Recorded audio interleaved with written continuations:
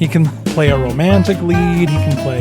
It was kind of fun having him. Wasn't he Schindler's List? Yes. New M and the. He was. Oh, is he? He is the new M? Mm-hmm. I thought who was the young guy? Oh no, that's Q. Yeah. That's right.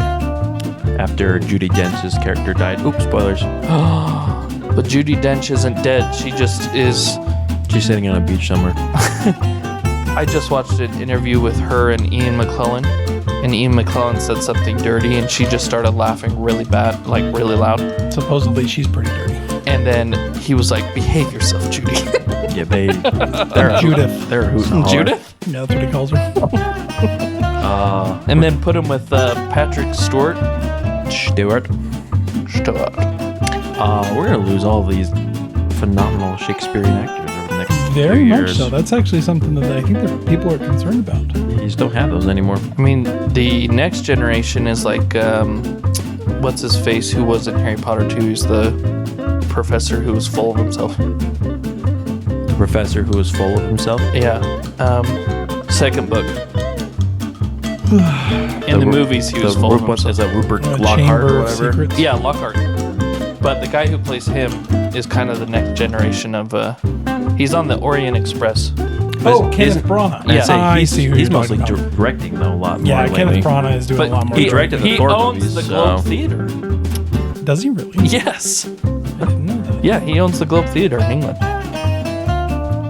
Well, there you go. He was married to Helena Bonham Carter there for a while. He was also married to Emma Emma Thompson and cheated on her with Emma With Helena Bonham Carter. Yep. who was married to Tim Burton at the time. Yeah. Have you guys seen the new Ebenezer trailer yes. with Johnny Depp? Literally, it's just Jack Black dressed as Ebenezer. That is Really? what it came down I to. can't unsee. separate him from his past Well, characters. when he yells, there's just certain yells where you're like, oh, that's your character. Yeah. It's supposed to be kind of Even like freaky. Edward Scissorhands. That's what I heard. It's supposed to be scary. Well, the ghost of the past was. Well, not even like looking. the ghost of, like Marley and everything. They looked freaky. So I don't know. Hey, we should get going. Should we? Okay. Welcome to Twaddling Along. I'm your host, Dan McBride, with my brother and co-host, Josh. Hey. Jake. Hey. Thank you. That's how I'm going to start doing the intro every single time. You're just going to start doing it. Hey, we haven't. You haven't defined twaddling forever. I haven't talked about twaddling. I haven't done a good introduction. You haven't Next given time, a disclaimer. I mean, people are going to start believing we're giving professional advice. We're gonna tighten the load here. Literally, my coworkers asked about it, and I didn't tell them because I'm highly inappropriate in these. Yeah, I've told a lot of people. Your coworkers asked that some about it? people have. Yeah. At this point, I'm okay with it. Whatever. It's, Nice. We're not popular enough that I'm too worried about it yet. but we're getting more popular. Are we really? Yeah, Thank we you, got a couple more listeners. things. You guys are awesome. Yeah, it's slow but surely. But Oh, I thought we were going in the opposite direction, I'll be honest. no, if you go based off our YouTube stuff, that is true. But then again, we're not really Our pushing conspiracy video jumped big time. I'm going to YouTube. try being a little better. Me too. We just need to do the live ones where we're actually recording ourselves so we can do snippets and not just have it be one picture the whole time. Well, I don't want to. So Don't want to. I'll just have to draw a lot of artwork. Oh. Oh. All right. Jake, it's your turn. It is? Yeah. Great introduction. What are we talking Oh, sorry. about? Wait, Jake, hold on. Jake, wait, it's wait. your turn. It's my Dang turn. it. In the realm of the Twaddling Along universe, we are in the historical side. This is supposedly our first week, though we have been not so great about being consistent with that either. It's summertime, people, forgive us. But we are talking about history today, and it is Jake's turn to talk about history. And as everybody knows, this is Jake's favorite My topic. absolute favorite He time of loves the hi- year. If people only knew how much Jake loves history, you hardly can catch Jake not reading about history and Yep. watching shows about history. That's right. Why, just this morning, I walked in and he was looking at Catherine the Great. And I was like, whoa, Jake. Excuse You're me? like, I was needing some Russian history. And I was like, okay, Jake. Which is funny because she's German. Catherine the Great? Yeah. She married the Russian throne. See, I didn't And even. then- I didn't even know that. No, she's German. What? She's Prussian. I thought she was English. Well, Prussian and German are a little different. Wasn't there a It was part of the Princess German. Catherine, Queen Catherine in England? There isn't There's now. Catherine of Aragon. She was in Spain. Catherine of Aragon? Mm-hmm. Does she have a dragon? No. Probably. Dang it. So, I'm really happy to be doing She history was today. an Ascani, an old Saxon reigning. Wait, she was French, Joshua. She was German. Sorry, my phone's beeping. Why is my phone beeping? Catherine Frederick Stettin, province of Pomerania, Kingdom of Germany. Guys. Prussia. There you go. What? My Walmart order is going to be delivered soon, Sweet. And you're not there. but they made a substitution. Oh, I hate when they do that. I'm going to yell at them. Is it a good substitution? What they want to substitute is hamburger buns. Sorry. Did anyone see where my buns went? Tell me, are my buns okay? Please You- comment on where Jake's buns are. As a leading authority of having no buttons and never having had buns, Buns Anonymous. and literally having gone to professional services to try and find said buns, it sometimes is a lost cause. And we're told that over our genetic history, the buns just went missing. The disappearing buns of the McBride family. And as the buns continue to disappear, the older that I get, I'm going to have a concave. Like, it's going to be like opposite. But what is anti-buns? Well, Danny, the good news is you can get implants. A Brazilian butt lift? Yes. Oh my gosh. If I came in with a Brazilian butt lift, what would you guys do? I'd pop them. I would go out of my way to pop them. What if they were ones that you couldn't actually pop? Then, Like professional. do you know what I would do? Take a paddle. Yep, I would slap them silly. See how much they jiggle. They would jiggle.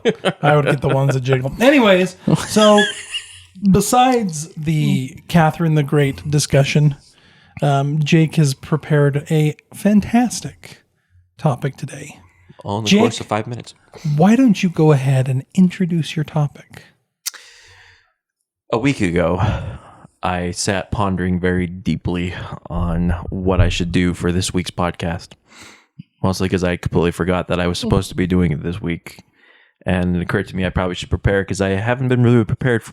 I haven't been super prepared for the historical ones. Wait, does that mean Josh is next week? You've got No. horror? No. I am horror. Horror. Josh, no. Paranormal? No, I'm not. No. I forgot it. my What is- line in, No. or I forgot where I fall in age. Youngest. The end. So, as I often do when his story comes up for me, Instead of her story. nope, not her story, it's his story. Or their story. Well, isn't that a little misogynistic? Yes. Well, what's funny about that is I turned to my wife and said, I don't know what to do. So she said, well, let's look some stuff up. So this is her story indeed. Yeah, so we tried researching funny historic. I can't stop doing that now. Thanks a lot. jerk. Story. The historical events that took place, and unfortunately, I've done most of them. The Great Emu War, Fantastic. the Marathon of 1904, Yes, the things like that. And so I went, I don't know what to do.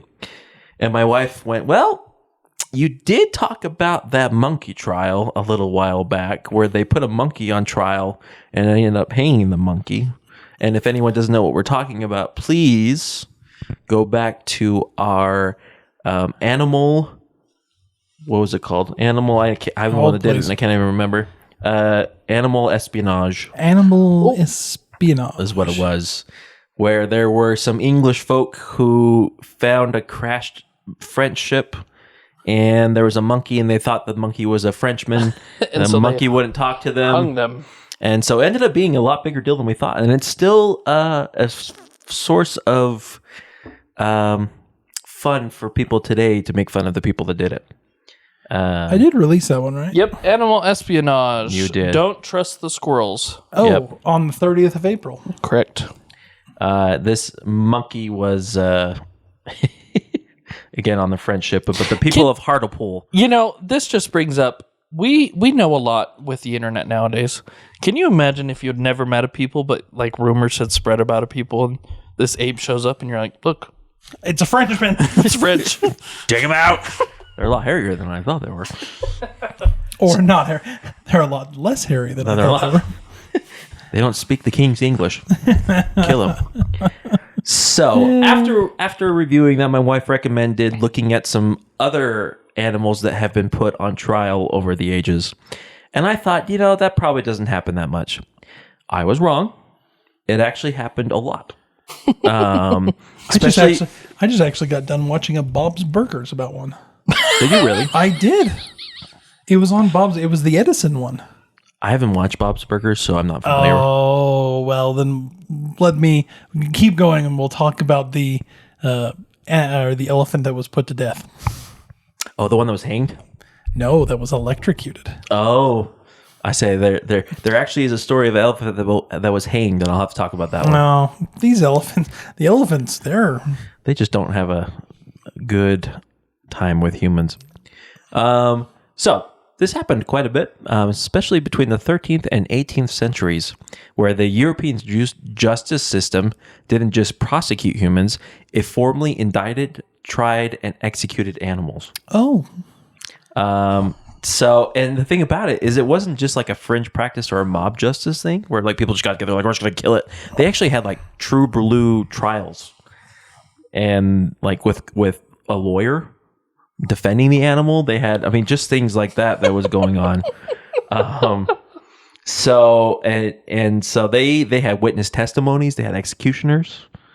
So they really treated animals as these like creatures with actual moral agency. They were capable of understanding and breaking the law. So should we tell that to PETA? the guy probably wouldn't. I don't want to be the Twaddling Along will be the next PETA. They'll put up billboards against us. Twaddling Along. So animal trials were generally split into two distinct jurisdictions. It just kind of depended on the type of animal that was being tried. They had secular courts, which was for capital crimes. And these were courts that were specific to domestic animals like pigs, cows, horses, and dogs. Okay. They had ecclesiastical courts for property damage, and this was mostly for pests like rats, weevils, locusts, and caterpillars. A caterpillar. Yeah. So they're How do you plead? Witch burner! the most common charge for the capital crimes was murder, often a pig trampling or biting an infant. What is up with the pigs? I know. Man, they are know. not good. And often with the sentence, they would hang the pig or they'd burn it. I wonder if they had it after they burned it. Barbecue. I say, was it one of those they started burning and they're like, is anyone else hungry? No, it was probably the opposite. It was everybody's hungry. That pig looks guilty. Put him on trial. Pig looked at me suspiciously. With the ecclesiastical courts, they were usually charged with destroying crops and were typically excommunicated because, I guess they were part of the church. Or there was a formal curse demanding they leave the region, so they were exiled. Be gone! So why did we do it? That is the question. Why? Why did some of the theories that are out there is one, restoring order. If a pig killed a child, it was a terrifying disruption of the natural hierarchy, humans over animals. Putting the animal on trial allowed the community to feel like they were reasserting their control and order through the familiar mechanisms of the law. Warning to the owners. Animal trials were often a very public way to warn the careless farmers to keep close eye on their livestock, as you should. Theological beliefs. Excommunicating bugs made sense to a society that believed God controlled everything. If pests were destroying crops, they must have been sent by the devil. Therefore, the church had to officially cast them out. Right. I'm looking at a picture of a 1906 book, and it's a pig dressed as a Victorian gentleman being hung. Yes. Oftentimes, and we'll talk about this, oftentimes when they were put on trial, they were dressed in human clothes. Okay. Isn't that fun? That is like, that has like, he's got like a full pea coat on. Yeah. Good for him. So some of you might be wondering, so you said that there was defense lawyers earlier. What did they actually do for the animal? That is a great question. Well, they were assigned to represent the animals. Like, so there was actual assignments. This was official. And they didn't just stand there. They had every legal loophole available to try and win some of these delays or acquittals. Oh, no.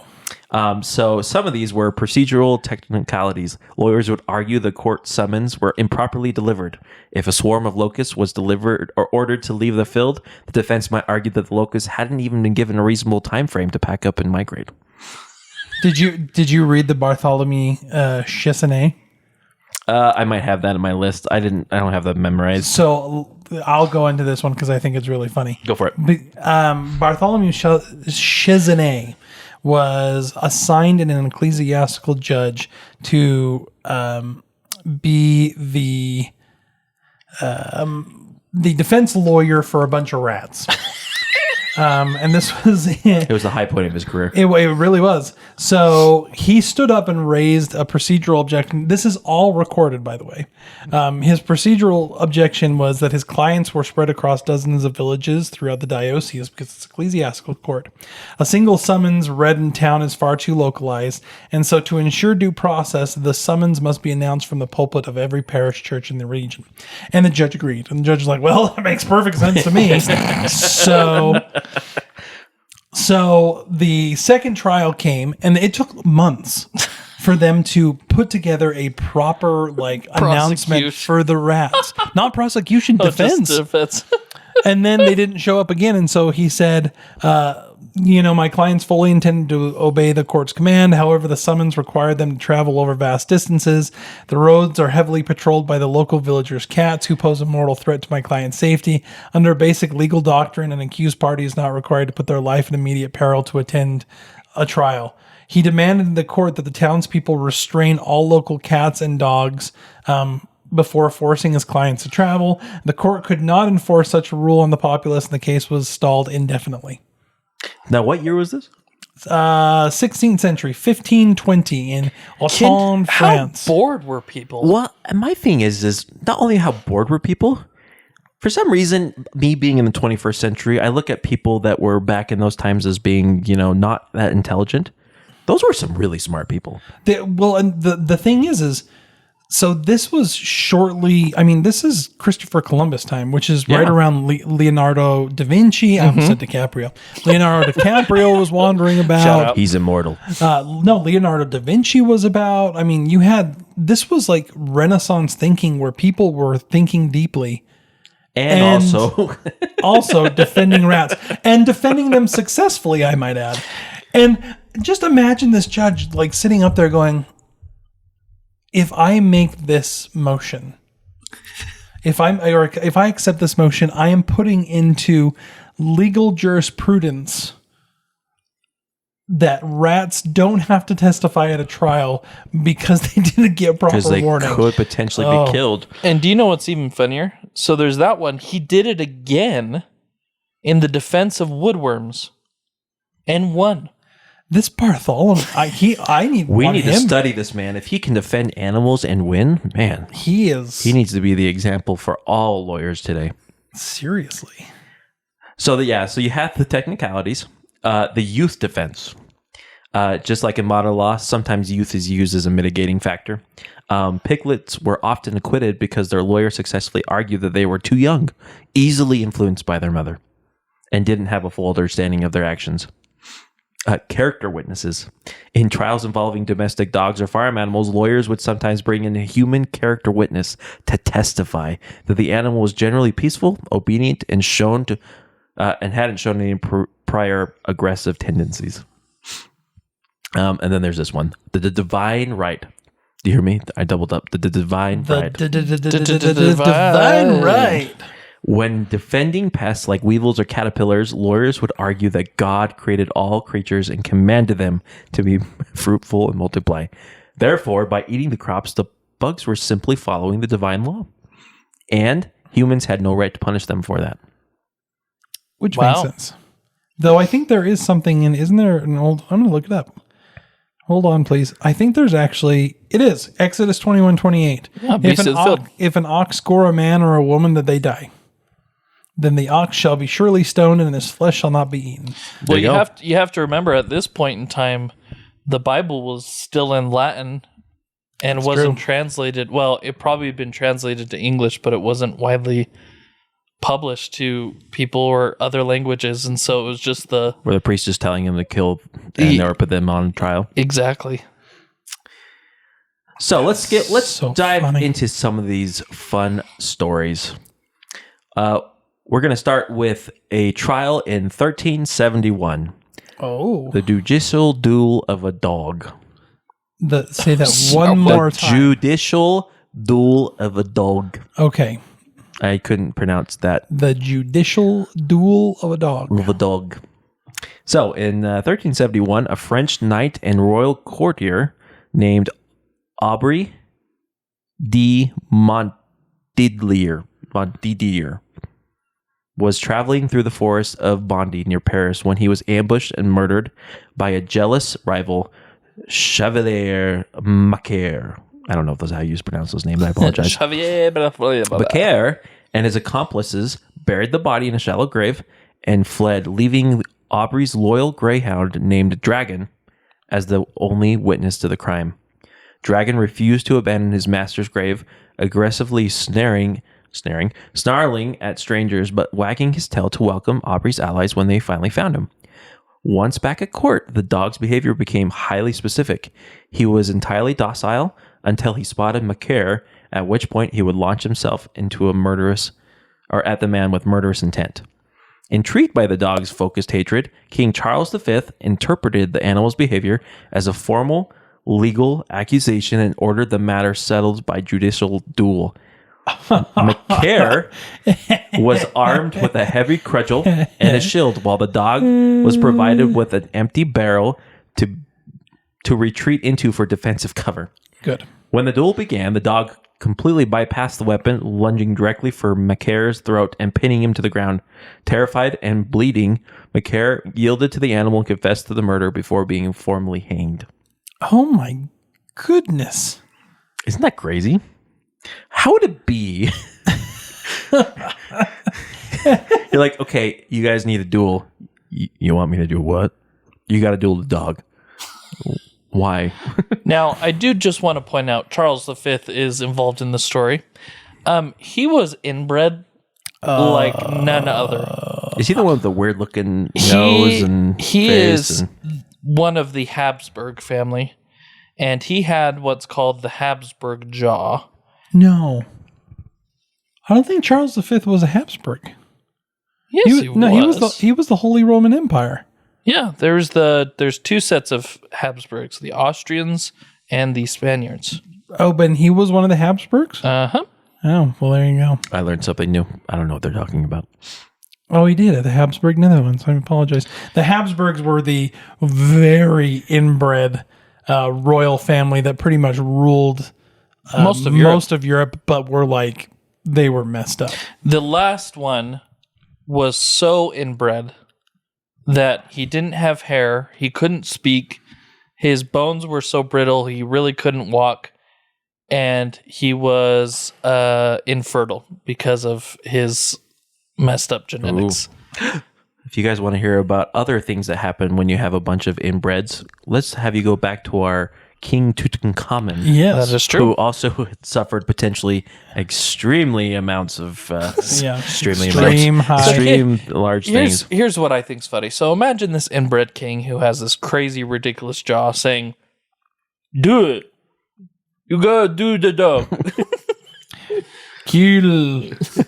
And him being like, do I listen to this guy? Well, what's funny is that here's Macaire yielding to an animal only to be hanged.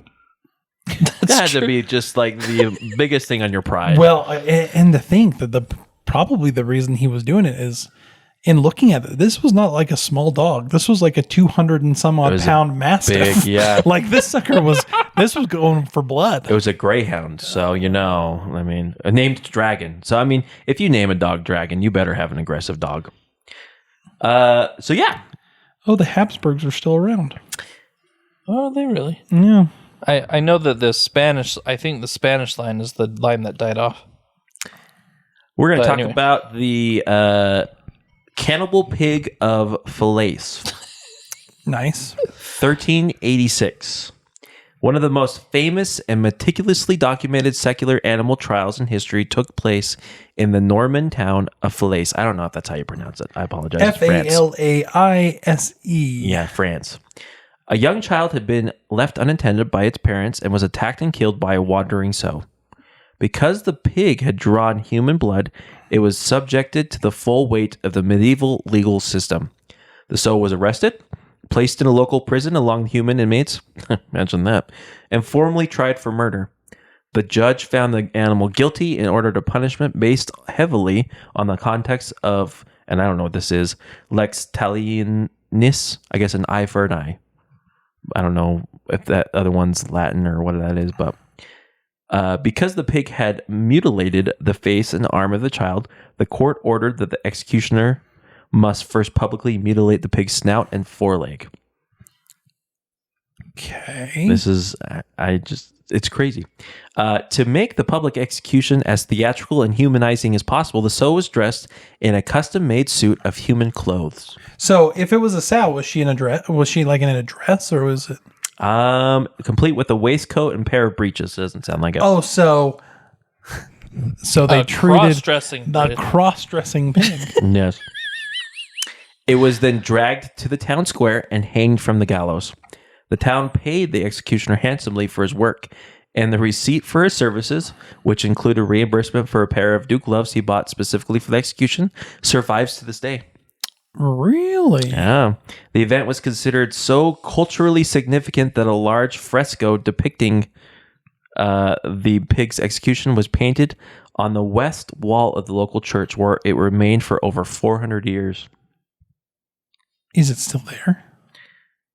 Since this was 1386, I'm guessing not. It was probably...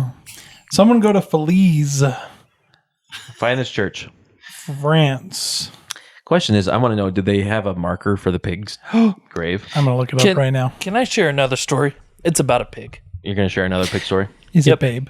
No, it's not Babe. Is it Babe Pig in the City? No. No. This one, in 1394, the people of Mortagne, France, attended the execution of a local pig. The pig, which was female and apparently ownerless, had wandered into the local church, climbed onto a small altar or table, and guzzled down consecrated wafers set aside for the Holy Eucharist. The pig was promptly seized, put on trial, deemed to be guilty of blasphemy, and hanged. So here he is trying to have communion with God. And these stinking humans. And it was hung.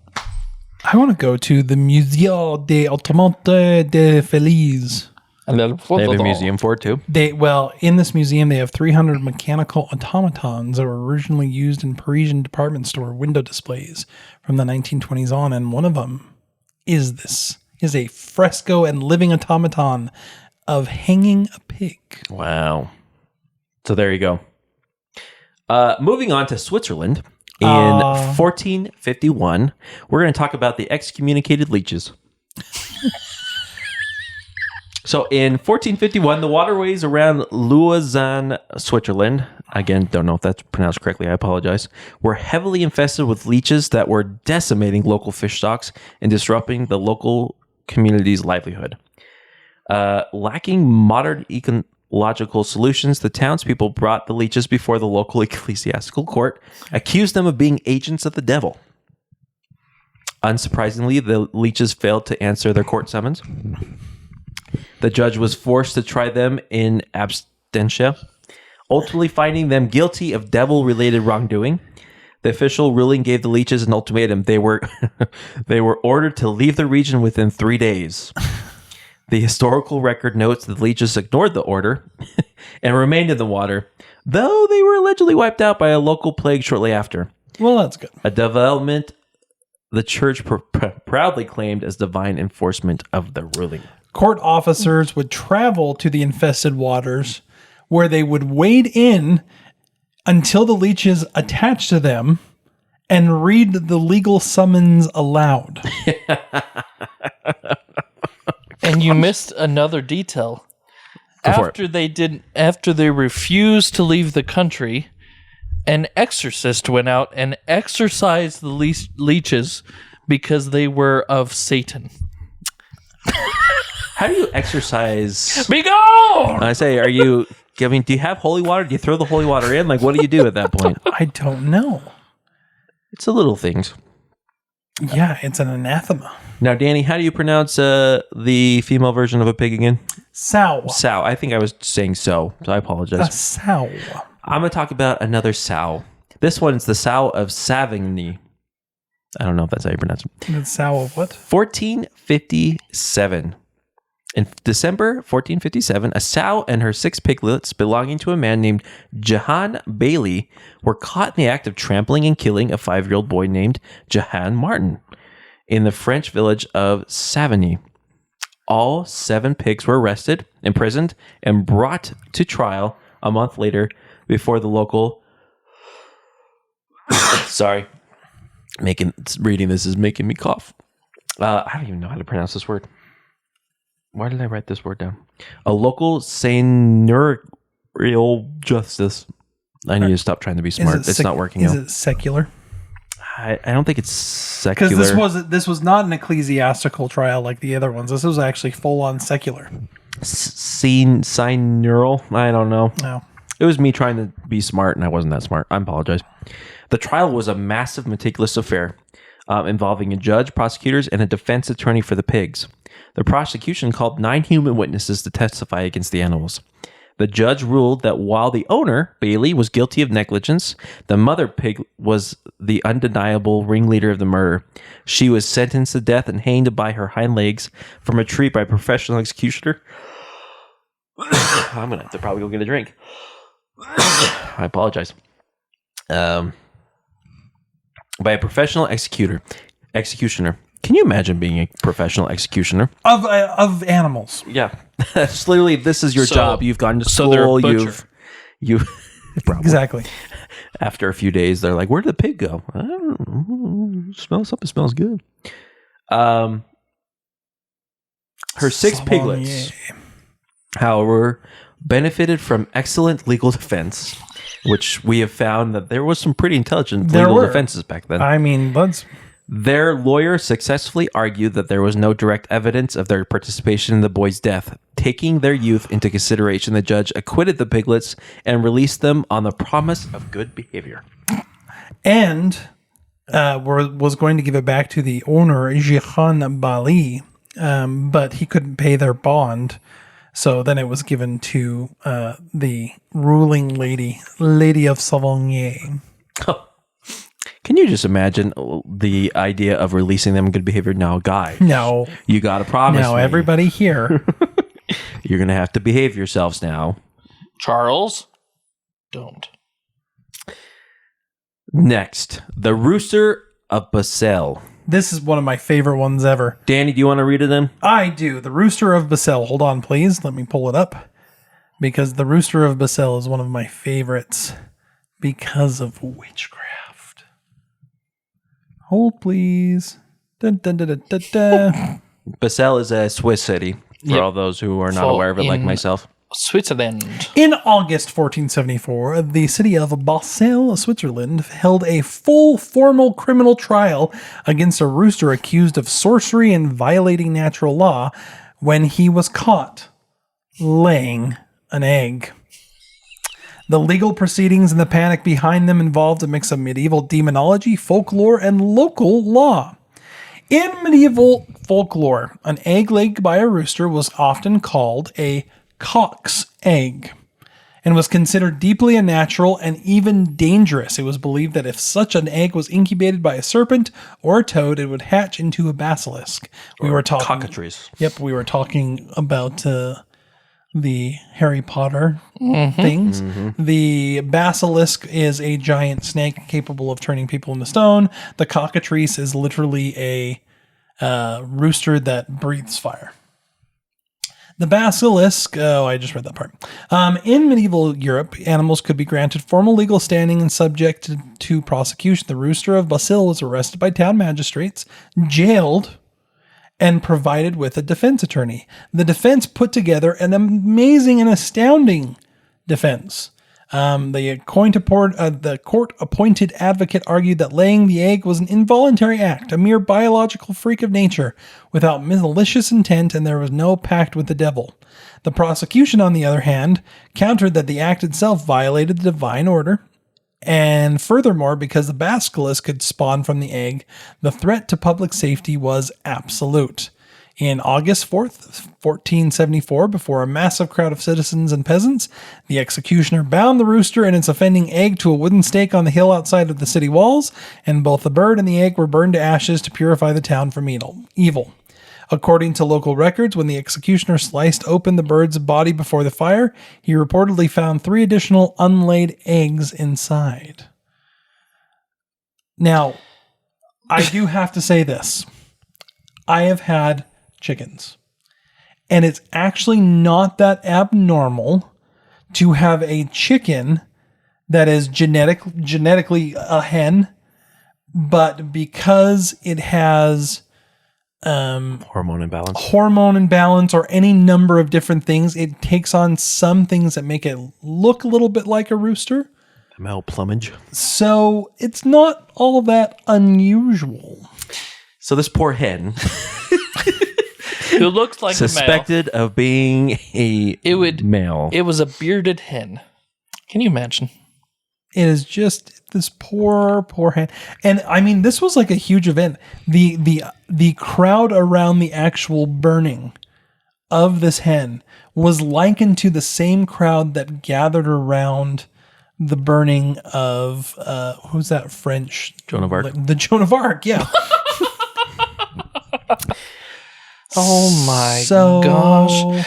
It just amazes me though. You look at that and go, the belief system at the time that a rooster laying an egg could then have a cockatrice or a basilisk or something come out of the egg. And you see pictures of what these monsters look like. So weird. They were crazy looking. And my thing is what did they see to make them believe that was the case? Seriously. Josh, there you go. You're going to have to talk about the basilisk and the cockatrice next week. Nice. You're going to let us know why people believe that.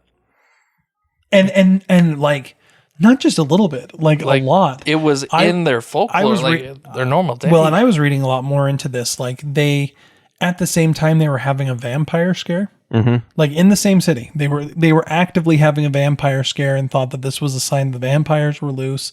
They had what they considered to be blood running water. I mean, they were having a whole. Ooh, that's another thing we need to talk about.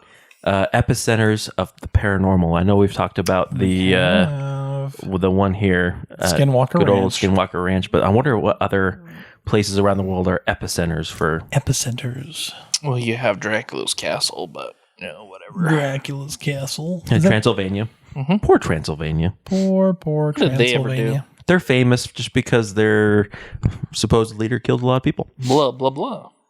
Blah, blah, blah. Was what's his name even from Transylvania? Vlad the Impaler? Vlad the Impaler, yeah. I think he was close. So he's Romanian, I think. Because where is Transylvania? I don't think I'm that smart. It is on the outskirts between Romania and Germany. Okay, so it was around that area. But Wallachia is where the Vlad the Impaler was, and it was actually farther down near Hungary and Moldova and everything. Ooh. So they just spread. It goes all over. Wallachia. All right, we're going to move on to 1519. The Moles of Tyrol. Sounds like a good thing that can be put in a fantasy novel. Not all defense attorneys appointed to represent animals relied on procedural loopholes. Some genuinely tried to argue the scientific and ecological value of their clients. This is also in Switzerland.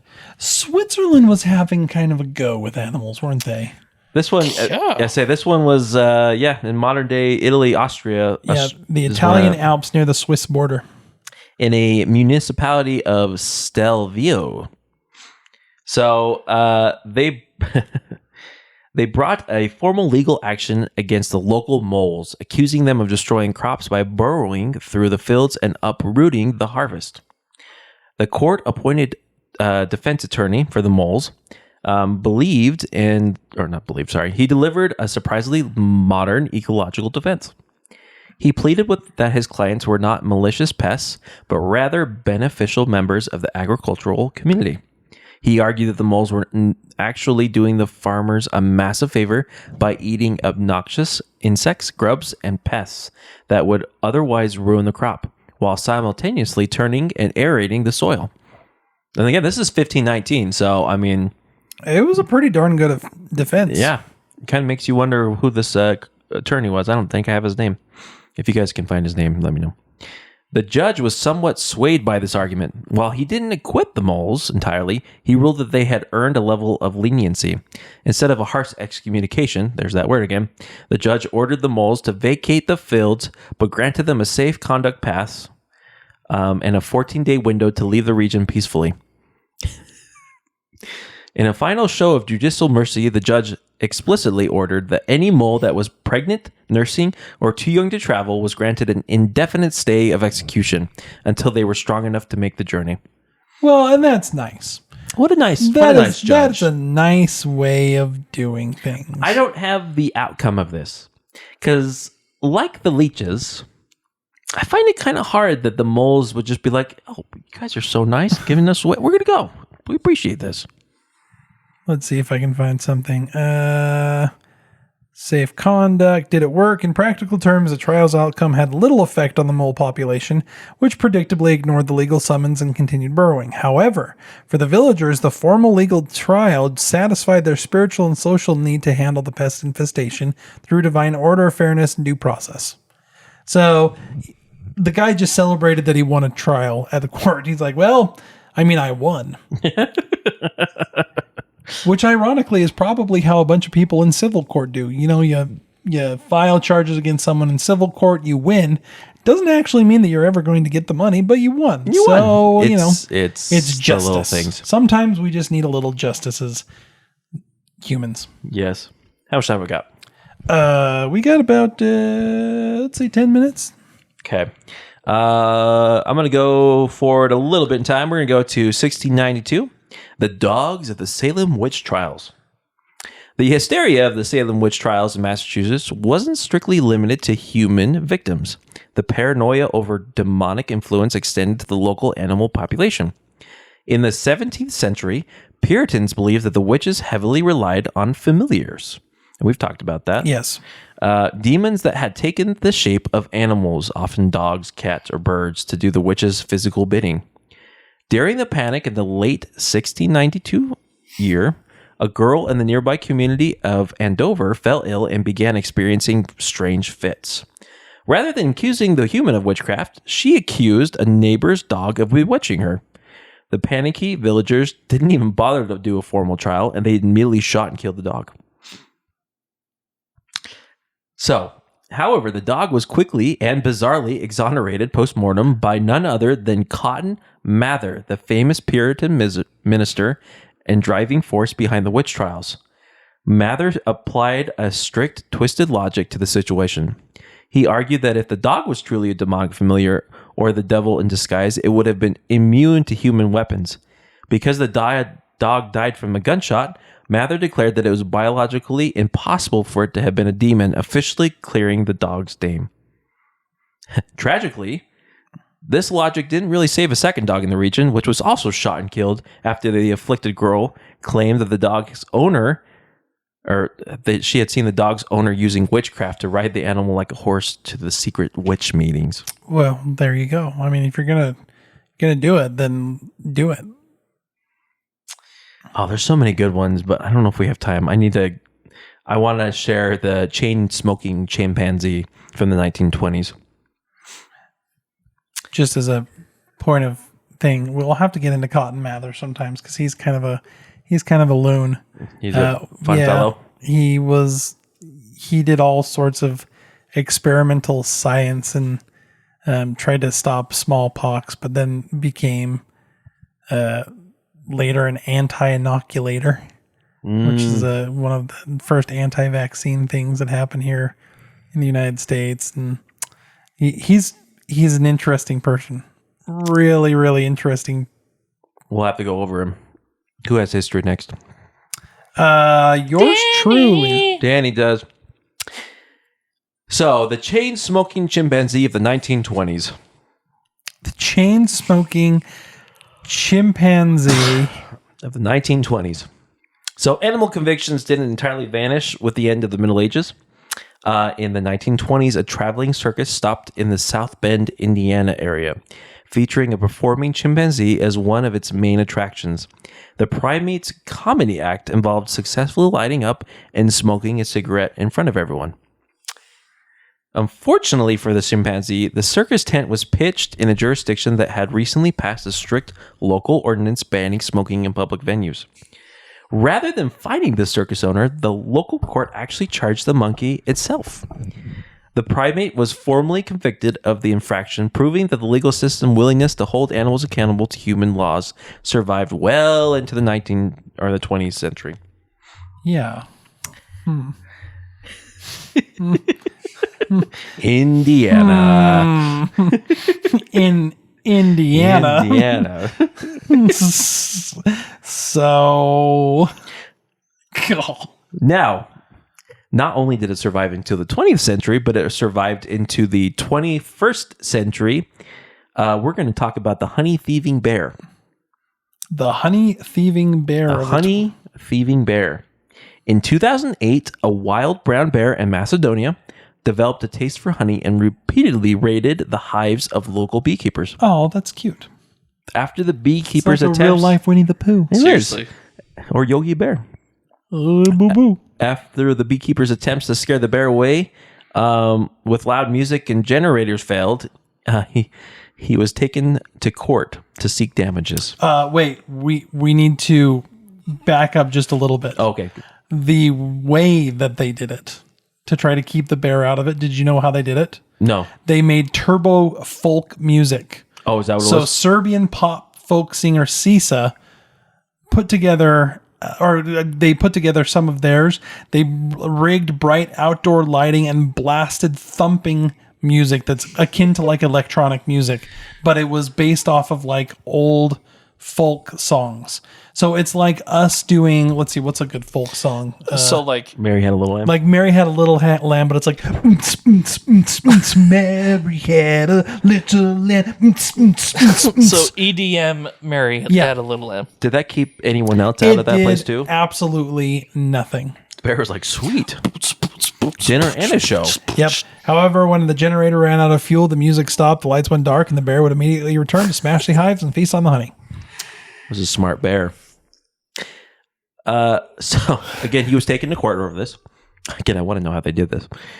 Because the bear was a protected species and could not be hunted, and because it naturally failed to appear in the court, so I guess it actually wasn't taken all the way to court. It was just metaphorically they took the bear to court. It was formally tried and convicted of theft in absentia. Since the bear had no owner and no money to pay the damages, a local court ordered the state to pay the beekeeper compensation for the stolen honey. How would you feel about that? Since the bear can't really be held accountable, we're just going to hold the government accountable for having the bear here. And I don't know, it kind of makes sense because in Macedonia, they protected the bears. Yeah. So it's pretty much saying, hey, you can do nothing to these bears. And so the guy's like, well, if I can't do anything, I'm going to sue the protectors of the bears. I kind of like it. You kind of like that? Because the federal government right now has protections on gooses. So They do? if a goose, because You just they're- said gooses, Danny. I know, instead of geese. And so instead of they're migratory birds. And so if a goose or a flock of many gooses, Goosen. a goosen, Gooseye. the geese, if they cause damage, could I sue the federal government? Let's try it out. So all the time that I step in like goose poop on parks. What happens if you get chased by a goose? Oh, and they're vicious. Yeah, that's a good. Let's see. Can I sue the federal government? I need a lawyer. Over a goose. If you're a lawyer and willing to goose sue the government, federal, attacks might I add, Over a goose. over a goose, leave a comment. Let's see. It would be incredibly difficult to win, but there is some legal things, including the Migratory Bird Treaty Act. So even though the government doesn't own the goose, courts generally hold the government can be held with strict liable what the goose does if it's proven as being actively negligent. So All right, whenever they okay, So AI tells me this is what I need to do. I need to document everything. Take photos of the location, looking specifically for the lack of warning signs or cordoned off nesting areas. Then file an incident with the Park Service, federal police, or property, and then file an administrative claim. So I should have taken video of the geese running at me. Yeah. Is what I'm hearing. Yep. So, okay, am I getting this right? So that's with geese. So if you fall down on Zion's National Park, because it's protected by the government, it's attacking you? Well, there is something on here that's called the Do we the sign a Frere contract? Naturae and the Federal Tort Claims Act. It means that the Federal Tort Claims Act, you can't just sue the federal government immediately. Why not? You have to go through their administration first. That's rude. They have to be given a chance to settle the claim or deny the claim before any kind of legal. So, Dang. darn it. I almost made my millions. You were close, Danny. Thank you. As we approach the end, I did want to share one more. This is just also a reminder of the lovely episode on our animal espionage. Suspected spy pigeons. This is 2015 through 2023.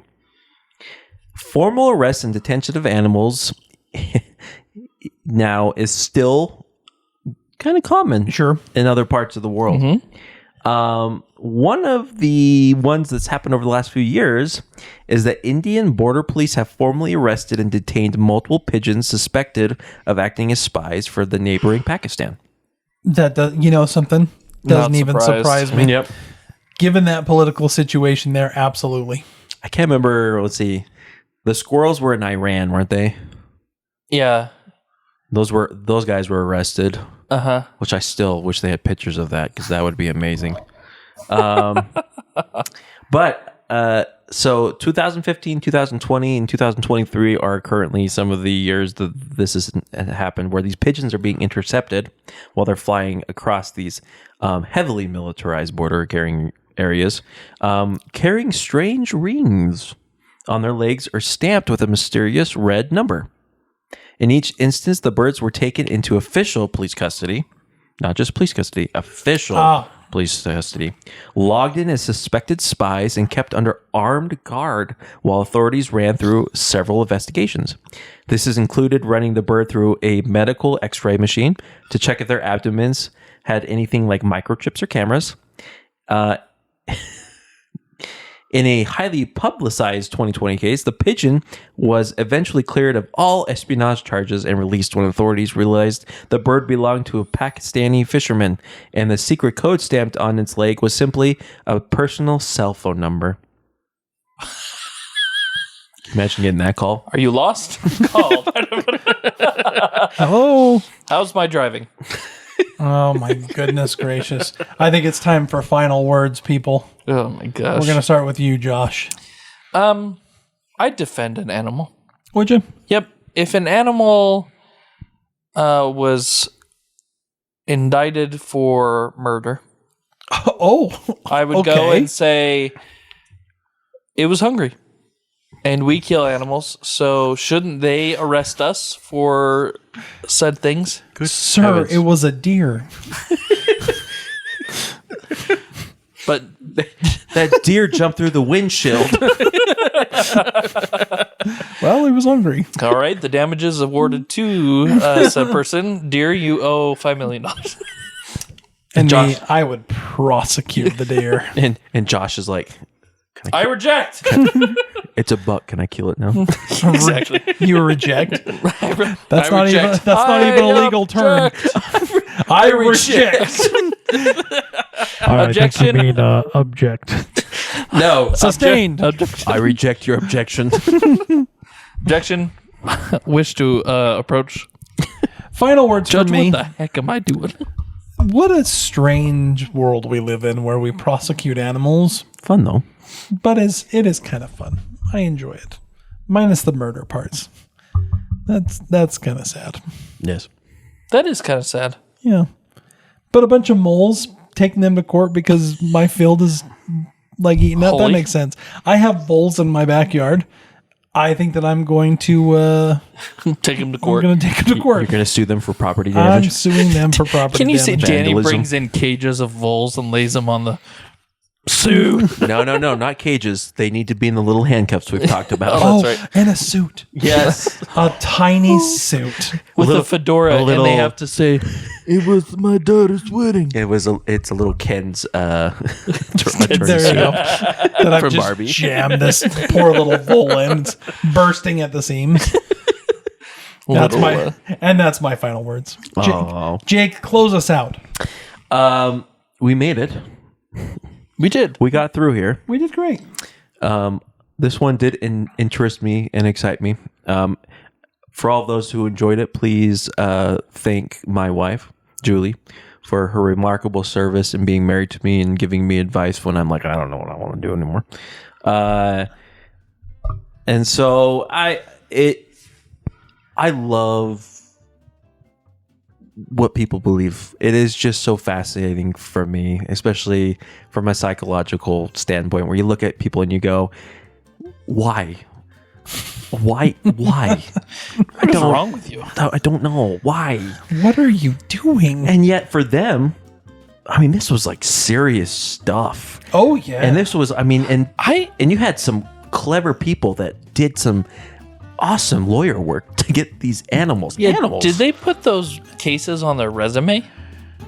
They must I have. defended a squirrel from. So, in looking, like the one who did the successful one for the rats, he's not like an non-known lawyer. Like, he's a famous lawyer.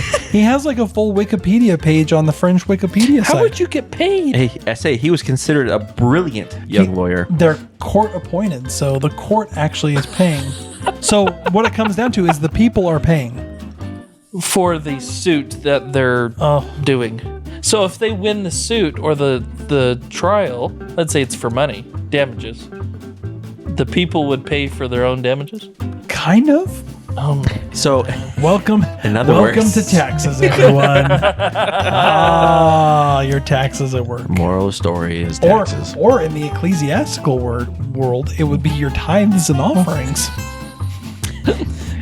As they're like, Friar. Get out. You're excommunicated. Friar Tuck's like, dang it.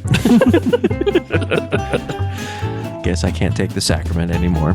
Well, join us next time as we talk about the paranormal. It's going to be Josh. We thank you for joining us. As always, if you have any comments or questions or want to, generally yell at us, you can do that at emails@twaddlingalong.com. That's emails@twaddlingalong.com. We will see you all next week. I'm Jake and I approve this message.